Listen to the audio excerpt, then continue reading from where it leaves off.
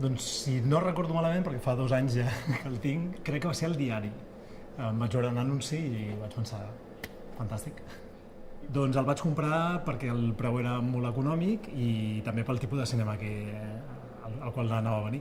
Home, el fet que puguis venir tots els dies de la setmana, qualsevol sessió, qualsevol pel·lícula, això és molt, molt interessant, perquè de vegades sempre són limitats per algunes dates, però en aquest cas és per tots els dies. Jo diria que un cop cada 2 setmanes, com a mínim, estic per aquí. Si alguna setmana tinc més lliure, he arribat a venir 3 dies a la setmana, o sigui que... Doncs 59 euros em sembla un preu fantàstic, perquè estem parlant de tot un any de cinema. Per tant, si fas la divisió entre pel·lícules, és que pràcticament et surt €1 a la setmana.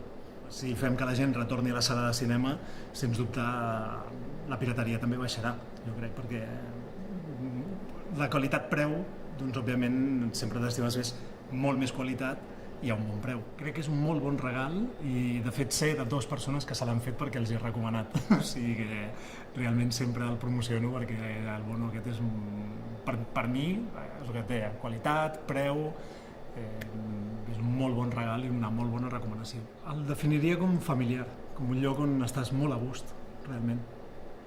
És com veure el cine a casa teva, una miqueta.